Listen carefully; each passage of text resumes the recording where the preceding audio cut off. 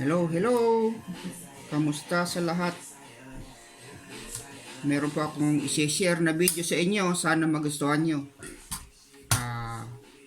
Ito pong video na to tungkol sa paglilinis ng dalawang popular na baril dito sa mundo. Ang 1911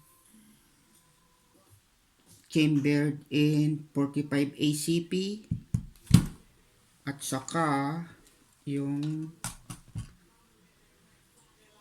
AR-15 or yung iba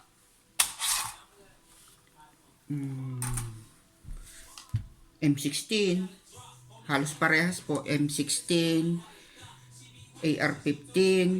Ang pinagkaiba lang ng AR-15, ito civilian version. So itong civilian version AR-15 capable lang ng semi-automatic fire. Wala siyang selector na semi saka full auto fire. Ang selector lang niya is safe and fire in semi-automatic mode. So ang controls, charging handle, operation, parehas ng M16. Yun lang, wala siyang full auto. Pero unahin muna natin ang 1911 pistol.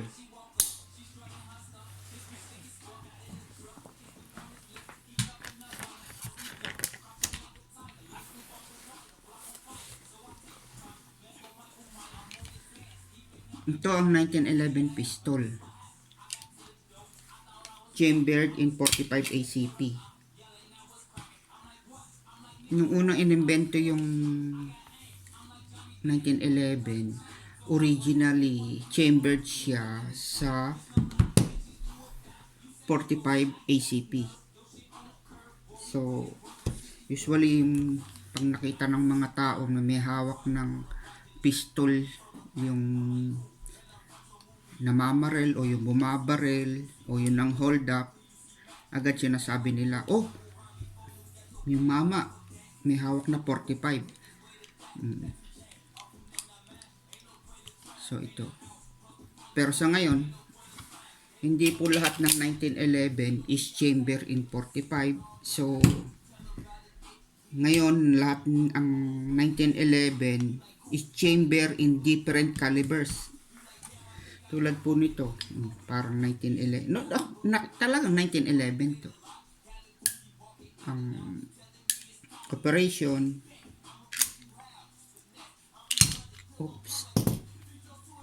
parehas ng 1911.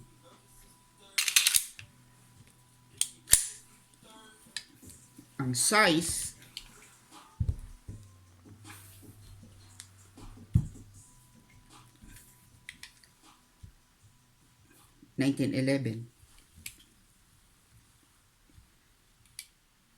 pero ang pinagkaiba, itong baril na to is chamber siya in ayan, yung 22 LR. Okay. So hindi lahat ng 1911 is 45. May 1911 na 22 LR, merong chamber in 9mm, merong iba chamber in 357 SIG, chamber in 380, depende. Okay, pero dito tayo mag-focus sa pagkalas saka sa paglilinis ng 1911 45 ACP. So safety check, remove the magazine, check tayo. Ayan, walang laman. Siyempre, unang gagawin mo, pag maglilinis ka ng baril, make sure safe. So, ikak mo yung hammer, engage the safety, tapos itungo lang na ganyan. Tapos pipindutin mo to sa ibabaw, tatanggalin mo yung recoil spring. Yan. Ito-turn mo lang to. Pe-press mo. Tapos ito-turn mo yung barrel bushing. Pag na-turn mo lang yung barrel bushing, move mo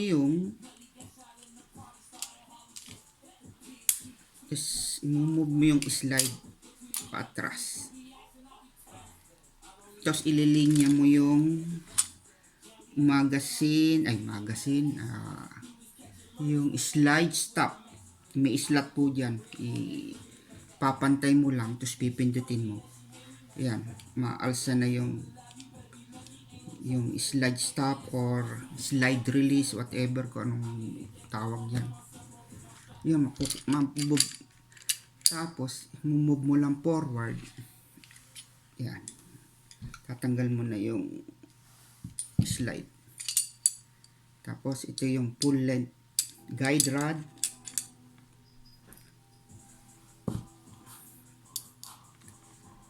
Tapos tanggal mo yung barrel bushing, turn mo lang dyan sa kabilang side, tapos yan, mabubunot mo na yung barrel bushing.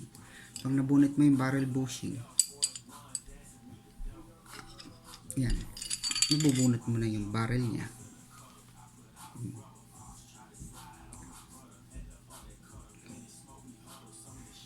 Tapos ito na yung slide. Yung gusto mong linisin ng gusto, pwede mong tanggalin yung firing pin. Pero kung basic cleaning lang, hindi mo na kailangan. Once na matanggal mo na, okay, so ang gagawin mo, siyempre, kuha ka ng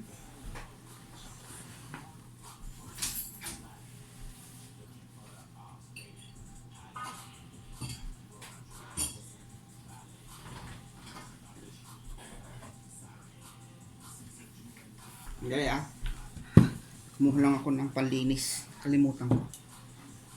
Kuha ka ng kung anong panlinis kailangan mo, yung pantanggal ng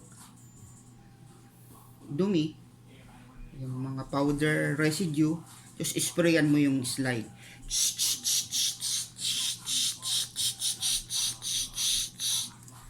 Okay, kunyari kasi malinis na tong baril na to, pinapakita ko lang sa inyo kunyari kung paano maglinis saka magkalas. Tapos kuha ka ng toothbrush, yan. Tapos yan, lilinisin mo. Yan, lilinisin mo yan. Ang importante yung kung saan dumadaan yung slide, saka yung harapan ng kung saan yung bridge, yung bridge ko, ano ba yan, yung natamaan ng basyo ng bala. Tapos pag nalinis mo na, so kuha ka ng basahan,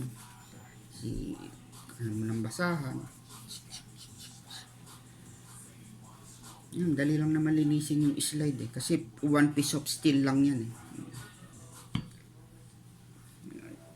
Tapos kuha ka ng basahan. Kung gusto mong linisin yung channel, yung kung saan dumadaan yung slide, pwede kumuha ng barbecue stick. Tapos yan, linisin mo yung gilid-gilid na hindi maabot ng kamay. Tapos basahan. Or pwede ka rin gumamit ng cotton buds. Yan. Cotton buds. Pwede mong gamitin ng cotton buds yan. Panlinis dun sa mga singit-singit. Tapos once nalilinis mo, pwede kang gumamit din ng compressed air. Kaso naubos na yung compressed air ko sa kan. Kaya yan. So pag malinis na yung slide, itabi. Yan. tabi na yung malinis na slide. Yung barrel naman, yung, so punasan lang yung barrel.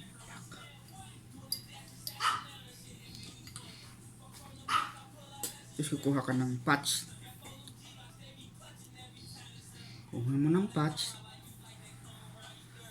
Lalagay mo ng solvent. Ito solvent, tawag dito, copper cutter. Lalagyan mo ng solvent yung kapirasong tela or panlilinis mo. Tapos ilalagay mo doon, sasaturate mo yung loob ng barrel, pati chamber. Yan. Para matunaw niya yung mga dumi saka yung mga copper fouling sa loob. Tapos tabi mo muna linisin para masaturate. Habang nililinis mo yung guide rod,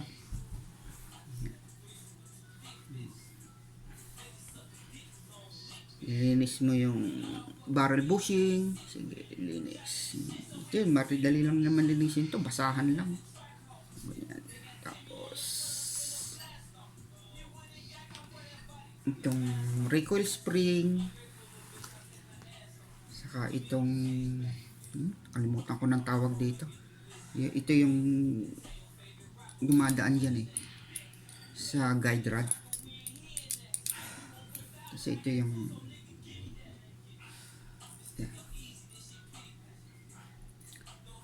yung style niyan. So once na nalinis mo na lahat sila, ito namang main frame ang linisin. So ganun din, kung gusto mong lagyan ng konting chemical para malinis, pwede. Tapos ganyan. Tapos linisin mo lahat yung mga gilid-gilid, tanggalin mo yung mga powder na hindi nasunog. Tapos gamamit ka rin ng cotton panlinis ng tenga.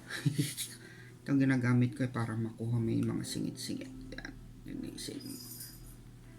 Hindi mo naman kailangan palasin lahat, pero kung gusto mo, pwede mo rin kasalasin lahat, pero matagal. So once na nalinis mo na, natanggal mo na yung mga kailangan mo linisin, kuha ka ngayon ng basahan na medyo mahaba-haba. Ito, lumang sando.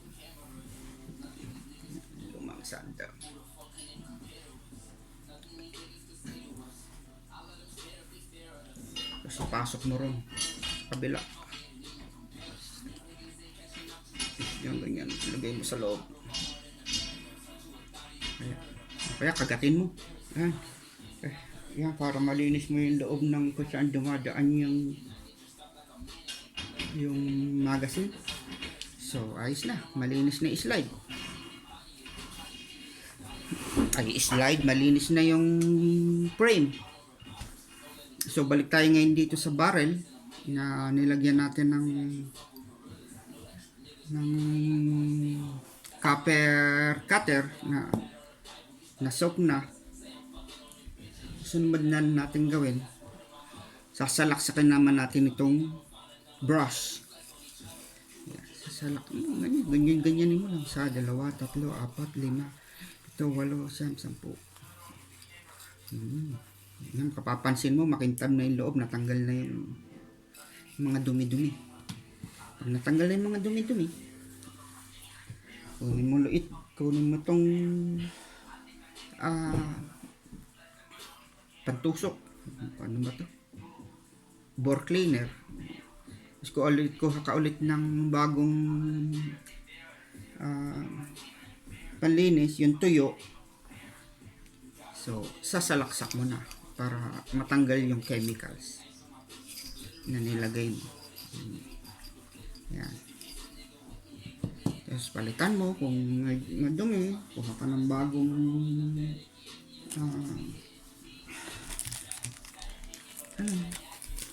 ito, kuha ka ulit. Lagay mo ulit dito.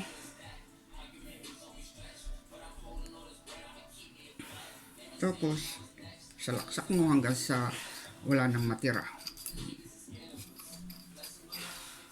Okay? Okay. So, malinis na. So, ngayon, paglalagay ng oil. So, paglalagay ng oil. So, ito yung slide natin. Maganda, pag maglalagay na ka ng oil, may ganito, may parang maliit na injection sa dulo, yung panglagay mo ng oil. Para yung lagay mo ng oil, kontrolado mo, patak-patak lang. Hindi mo naman kailangan masyadong maraming oil eh. Okay? Lalagyan mo ngayon ng oil itong part na to. Ito, yung sa ibabaw, yung nag-i-engage sa lock. Kasi naglalak yung slide niya. Itong barrel na, yung part nitong barrel na to, ito yung naglalak dun sa loob ng slide. Konti lang. Yan.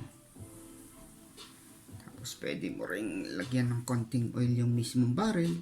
Pak, lagyan mo ng oil. Kung masyadong marami, tapos ganyan. I-apply mo by ito, yung dalawang. Okay? Tapos ibalik mo na. Yan. Yung barrel. Ayan, nasa loob na yung barrel. Tapos yung guide rod, pwede mo rin mga 2 patak, 3 patak ng oil. Tapos spread mo ng daliri. Spread mo ng daliri. Yeah, ibalik mo na. Okay. Tapos ngayon dito sa slide, dito sa receiver, siguro mga 3 patak lang. Yan mo lang naman lalagyan eh. Yan yung kung saan dumadaan yung slide. 3 patak ng oil. Sa kabila 3 patak. Pwede mo rin lagyan ng siguro tig 2 patak ng oil kung saan may kanal kasi yan eh. Yan ang dumadaan yung yung slide, yung kanal, lalagyan mo ng oil. 3, 2 patak, it's up to you. Hindi kailangan masyadong marami. Tapos ngayon ibabalik mo na. Ayan. Ayan.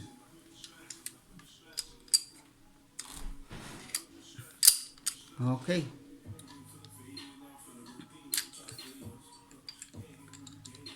Tapos ipapantay mo ulit doon. So, kung saan papasok yung slide cuts or slide stop.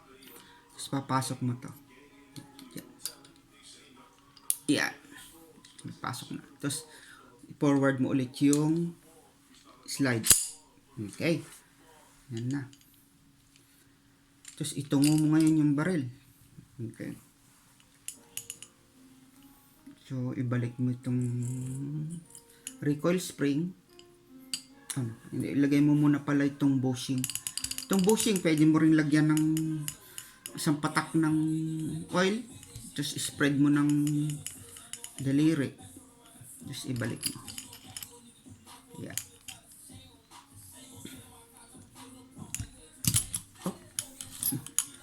Bago pala i-engage mo yung safety para hindi babagsak yung slide. Okay. Tapos lagay mo dyan. Tapos i-turn mo. Tapos ibagsak mo na tong recoil spring kasama tong yan. Tapos i-turn mo papunta sa kanan. Yan. Ayos na.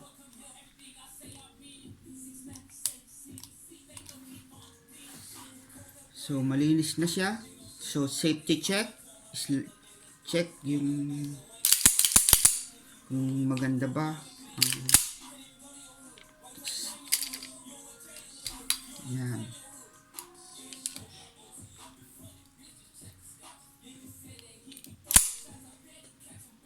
Just tignan mo kung gumagana yung safety lever. Kalabitin mo. Dapat hindi mo makakalabit hanggang hindi mo na de-depress to. Kalabit. Dapat hindi puputok. Ngayon, pag de-depress mo to, kinalabit mo. Yan, puputok. So, tapos na tayo rito. Sa paglilinis, kunwari. Pinakita ko lang sa inyo.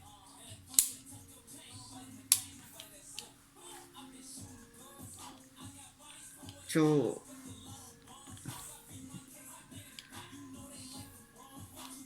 pwede ka mag-carry ng 45 na 1911. Kunyari, puno ng bala yung magazine. Salpak mo.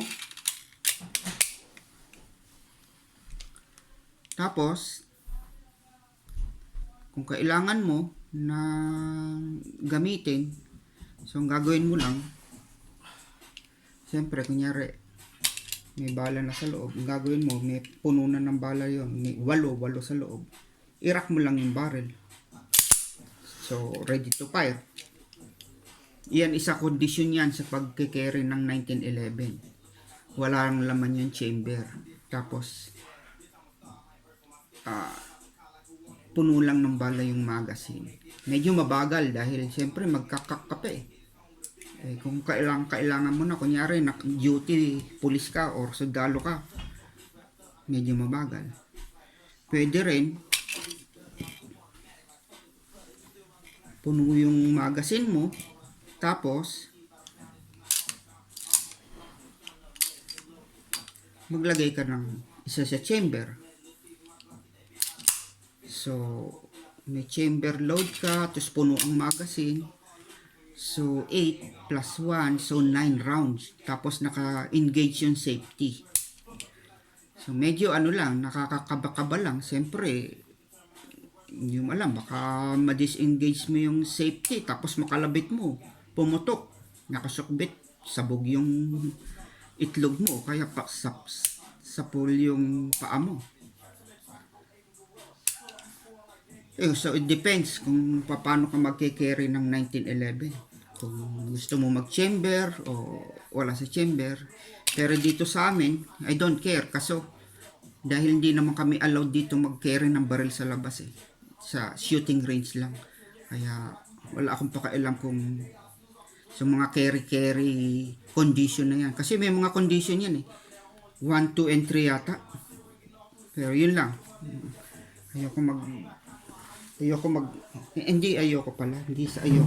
Hindi kami allowed mag-carry. So, I don't care the condition ng pag-carry.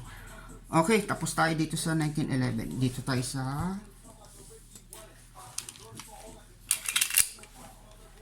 AR-15 or M16 sa ibang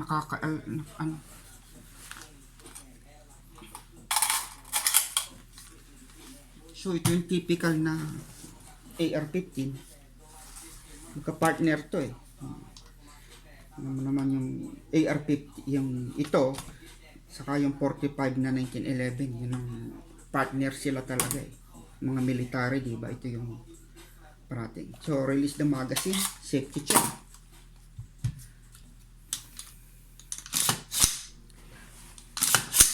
Okay, walang bala. Paano lilinisin? So, galing ng range, make sure it's safe. So, ang unang gagawin mo, bubuksan mo yung action. Yan, may pin dito. Ayan. Just tatanggalin mo yung BCG or bolt carrier group. Yan.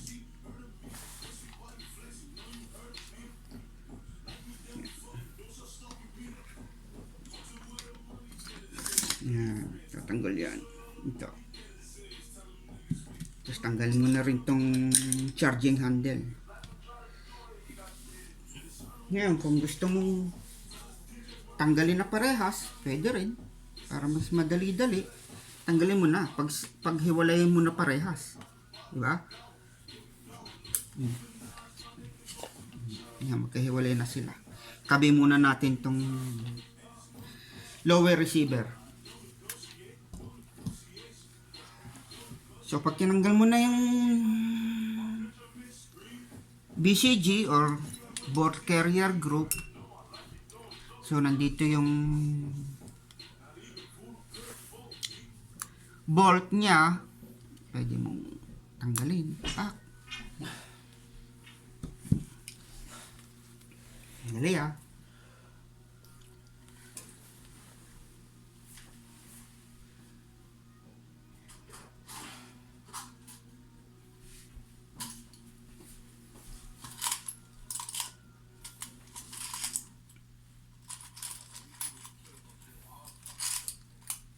Okay. Yan, tanggal mo na. Ito, tanggal mo ngayon yung bolt carrier. Tanggalin mo yung cutter pin. Yan. Yung nag-hold. May maliit na pin dito eh. Tapos, turn mo to. Medyo complicated eh. Yung konti. May turn ka rito. Pak.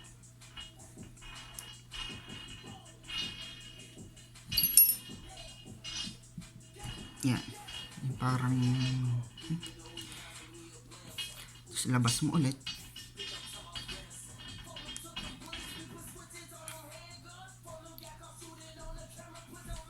Yan. Mabubunot mo.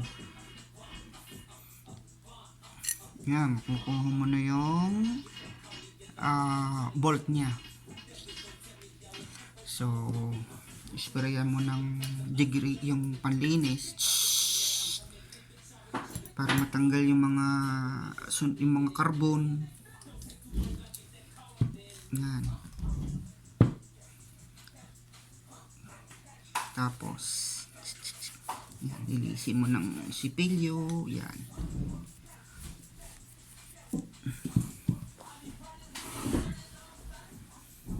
Sipilyo.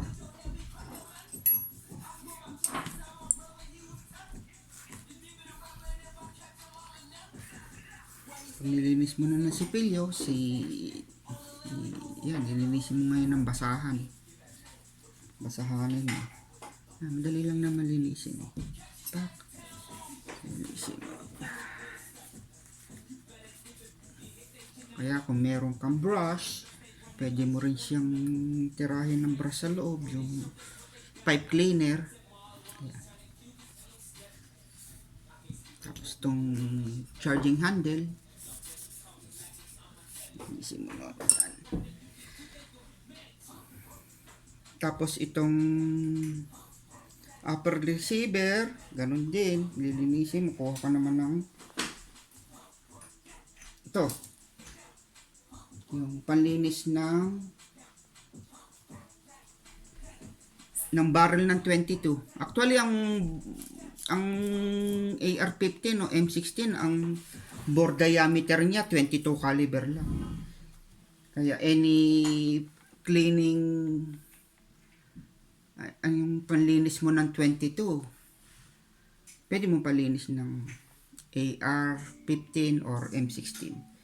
Tapos lalagyan mo ng chemical, siyempre yung pantanggal ng copper fouling, kasi yung bala ng AR-15, M16, ano yan eh, copper jacketed yan eh. Kasi yan, sasalpak mo sa loob. Babasain mo ng chemical sa loob. Tapos hintay ka mga 10-15 minutes. Pag na after 10-15 minutes,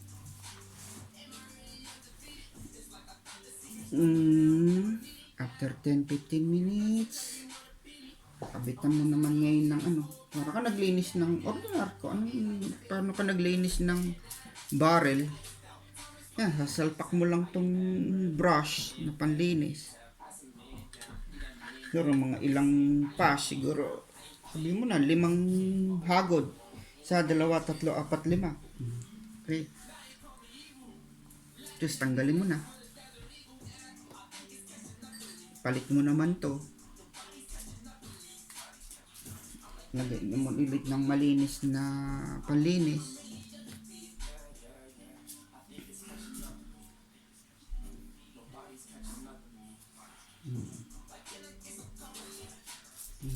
Nilagay mo na yung panlinis mo. So, syempre, madumi yung loob ng barrel, birinas mo. Pwede mo rin tirahin dito sa harap. Dito ka magsimula sa harap. Tulak mo tong malinis na patch. Tulak mo papunta ron sa loob. Depende. Tapos makikita mo lalabas dyan yun. Yung madumi, na magiging madumi na yan. Yan. Siguro mga ilang patch pag pinadaanan mo yung barrel, pag medyo malinis na, okay na. Tapos pag talagang medyo malinis na, kuha ulit ng bagong patch. Tapos medyo basain mo ng konting oil. Konti lang. Para malagyan lang ng konting oil yung loob ng barrel. Para laban sa kalawang. Nyari matagal mo na naman hindi gagamitin, so may konting oil yung barrel niya para hindi kalawang. Okay.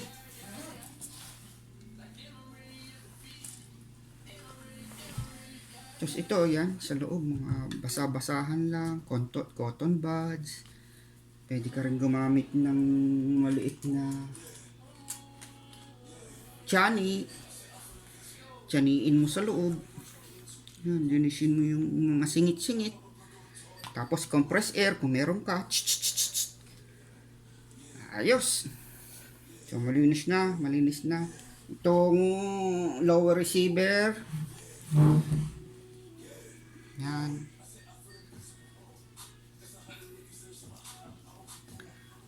Yan, basa-basahan lang yan. Hindi masyado naman to nadudumihan. Tapos yung hammer, yan sa loob. Punas-punas. Lagyan mo ng konting oil. Tapos kung meron kang hangin, linisin mo. Okay. So, ibalik na natin tong ball carrier group. So,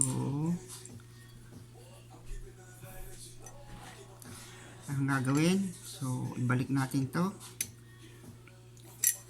Konting oil. Yan, lagyan mo ng konting oil yung mga yan. Konting oil. Hindi mo kailangan masyadong marami. Tapos pasok mo dyan.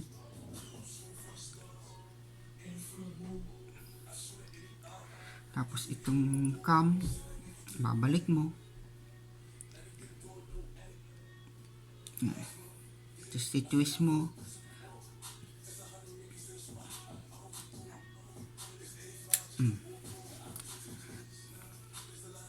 After that, firing pin, balik.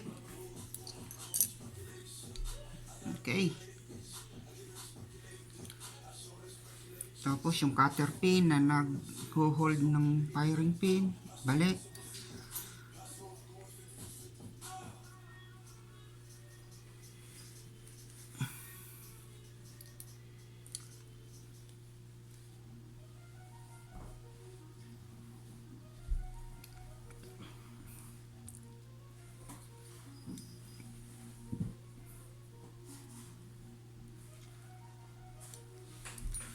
Pumasok.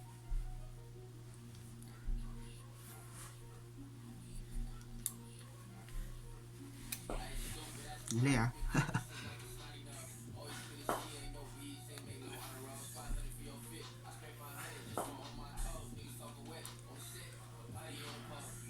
Yun.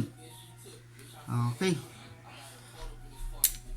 So, bago mo ipasok, dapat itong bolt kalabas. Otherwise, pag hindi nakalabas, hindi mo siya maipapasok. So, malinis na. Oil ngayon, oil. Paglalagay ng oil. So, hanapin mo yung usually makikita mo kung saan yung may mga gas. Ibig sabihin, dun tumatama yung metal to metal. Ngayon, yun ang lalangisan mo. Mga 3 patak. Dito, isa, kabilang side, 3 patak. Dito, 3 patak. Yan, sa ibabaw. Tatlong patak ng oil. Hindi mo kailangang masyadong marami. May kita mo naman kung saan yung may mga gas eh.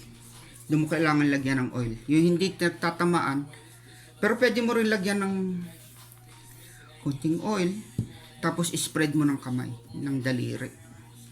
Spread mo. Para bang protective lang, para hindi kalawangin. Yan. Medyo lightly oiled. Okay. Lightly oiled. Balik mo na yung charging handle muna.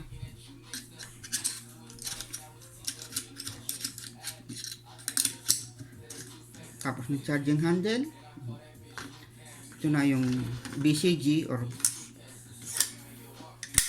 board carrier group.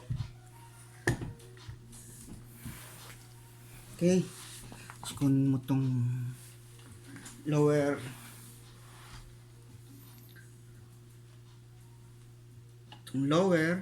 i-align mo yung pin, pag-align mo ng pin,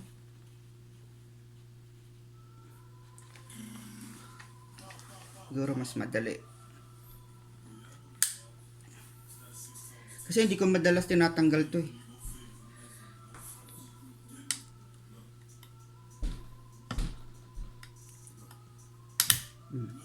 Yan, ayos na.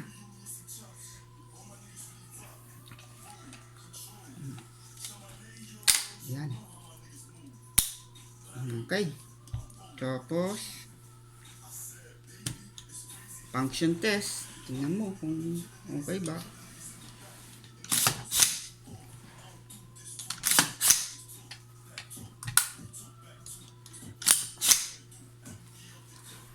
Okay, may magazine. Tingnan mo kung kunyari ubos na yung bala, kung mag-hold open. Yan, nag-hold open siya. Tanggal mo yung magazine. Balik mo. Tapos lagay mo sa safe. Kalabitin mo. Hindi puputok. Lagay mo sa fire. Puputok. So, ayos na. Malinis na. Okay. Lagay mo yung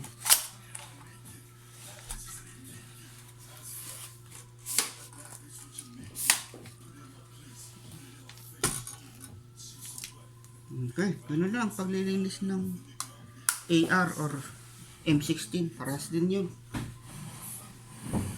Tapos meron pala ako ditong itong magandang sling para sa may mga AR.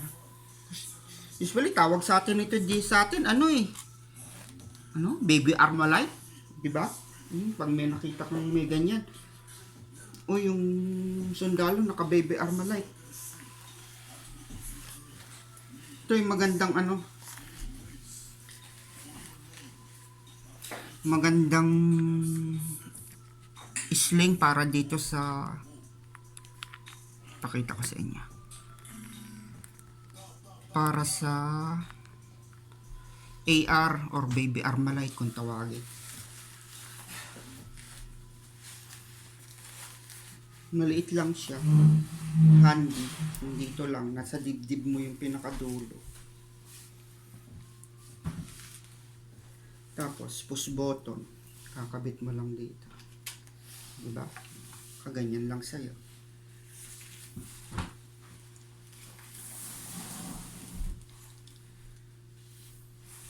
Hawak mo lang sa harap mo, kailangan mo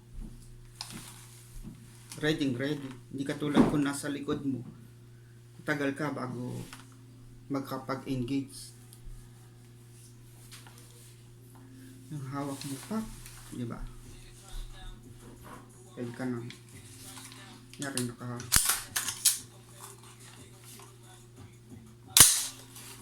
yan.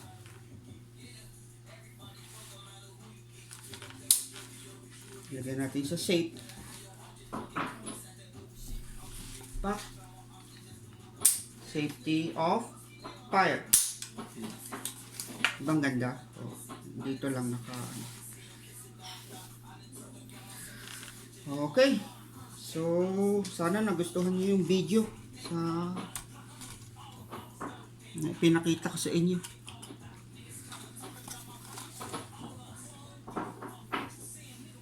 Paano maglinis ng dalawang popular na baril, yung